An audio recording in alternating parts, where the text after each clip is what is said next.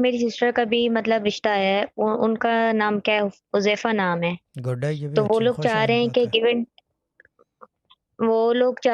And take में कर लें, पर मेरे भाई से वो लड़की 5 ईयर बड़ी है, तो गिव मेरा एंड भाई टेक कह में रहे हैं नहीं, कि हम गिव एंड नहीं टेक कर। नहीं, नहीं, मैं नहीं मानता गिव एंड टेक को, क्योंकि एक का घर खराब होगा तो दूसरा ऑटोमेटिकली तबाह हो जाएगा।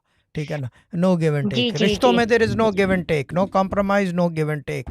रिश्ता अनकंडीशनल चीज़ है, मोहब्बत का होता है, गिव एंड टेक नहीं होती इसके अंदर। ठीक है ना?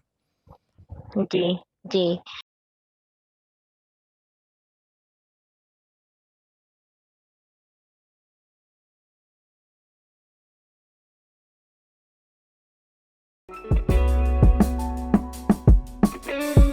This was a Sufi Guidance Channel production.